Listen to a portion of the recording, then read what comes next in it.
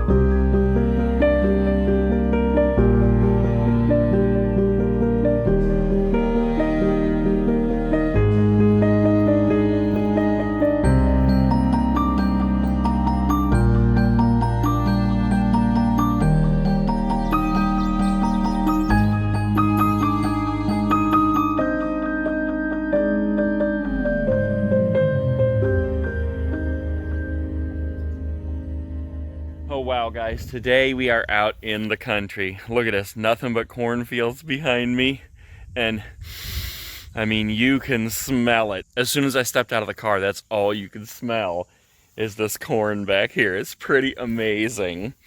But let's go up and look at this little cemetery up here. I'm not even sure what this place is called. It's on St. Peter's Church Road in Louisville, Ohio. And, okay, wait a minute, we got a sign over here. Let's go look at it. Okay, yeah, it's just simply called Peter's Church Cemetery, Marlboro Township. This place is pretty cool, though. My aunt and uncle used to actually live back down this road here. And we would take bike rides up here to this cemetery. And I remember it because it was so spooky. It's not the biggest cemetery you've ever seen, but it's an old one. And this one here is just so descriptive of what a spooky graveyard looks like. Like, this is the kind of thing you would see in, you know, a spooky storybook about like Halloween or something. I mean, first is just the fact that it's off the road, basically in the middle of nowhere. I mean, we got some barns and that, but like I said earlier, we're just surrounded by nothing but fields and cornfields here. And then when you get to the cemetery itself, I mean, there's really no markings except for just that one sign over there that's pretty much hidden by the bush. And it's a very small cemetery. And all the headstones here are so descriptive of what you would see like in a spooky storybook. Like, look at this one here. How it's just worn on the top, it's rounded, it's leaning. And all of these are leaning. That's one thing I love about this one, because there's not one that's just like straight up and down. And as you look down through here, you can see ones that are broken, they're leaning forward, they're leaning backwards. They're all weather beaten and worn. Look at this. Broken off.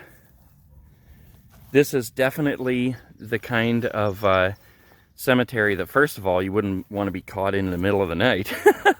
Which is funny because I actually was almost going to come out here and film this at night, but I didn't know where I was going. So, but it's the kind of place where you definitely want to do some rubbings on the stones here. Now, look at this one. You can see how clear this one is still. Died in 1847.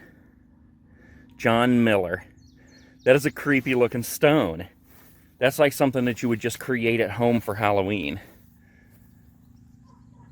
I love this place. Bell Whetstone, 1886. Look at that. She was only 21 years old, 1865 to 86. Wow. And I just love how you can walk down through the rows like this and just see all these spooky headstones. Look at these that are just every which way over here. I love that. Look at this, guys. We've got this super spooky tree right here, right on the edge of the graveyard. That is spooky looking. Look, it goes down over the hill there, And then there's more cornfields back here in the back. Now, I've seen this a couple times on headstones. It's like some kind of an animal. Now, to me, honestly, and I don't mean to be disrespectful, but that looks like some kind of a rat. But I bet it's supposed to be like a cat or something. And I don't think this is a grave for that animal. My guess would be that this would be like a young person who died and that was their pet. I don't know. That's just my guess. If you guys know anything about that stuff, let me know. Even the names on these stones are so spooky. Look, we've got Elizabeth, Susan, Jacob, Barbara. And look at all this, how it's all overgrown down here around these headstones. As it comes down over the hill over here, you can see where it just turns into a big cornfield. As far as the eye can see.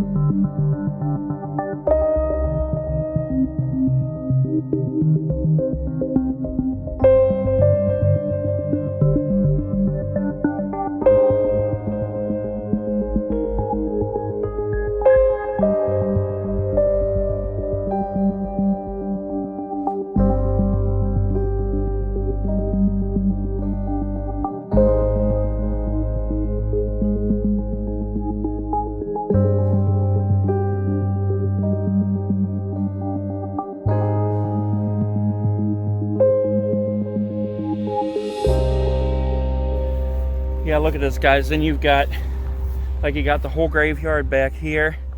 Then you got, like, one over here in the middle that's just all by itself.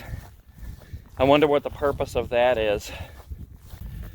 All right, let's see. Elizabeth something. Yeah, it's worn down. I can't see very well. 1755 looks like when she was born. It's really tough to make out a lot of these. Plus it's like 95 degrees out here. I got sweat running in my eyes. This is so crazy hot out here today. But I had to come see this place. That just blows me away. A couple of graves over there and then all that field in the background. Pretty amazing. And I know I've said it several times already, but I just love all the different shapes and sizes and ages of these headstones, and especially how they're all kind of rickety, you know, bending in different directions. Just a real spooky graveyard. And there's that spooky tree in the background. It would absolutely be scary to be out here at night. And this back here appears to be the back of the whole cemetery, like the end of the whole thing. We're gonna find out what's behind those trees there in just a minute. Rose Zoomker, 1918 to 1918. That must have been a baby that was stillborn, maybe. Joseph Dickerhoof, graining.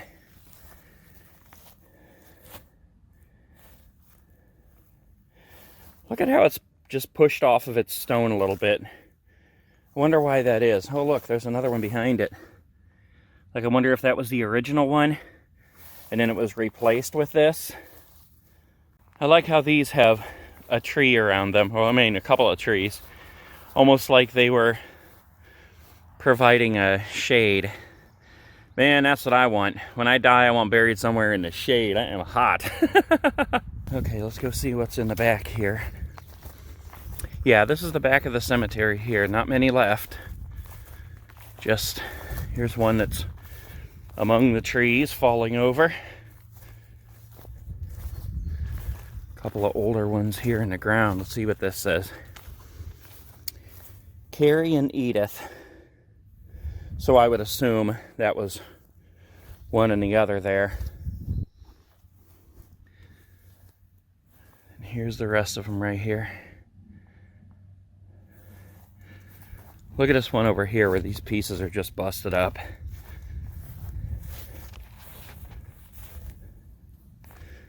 Margaret and George Ringer.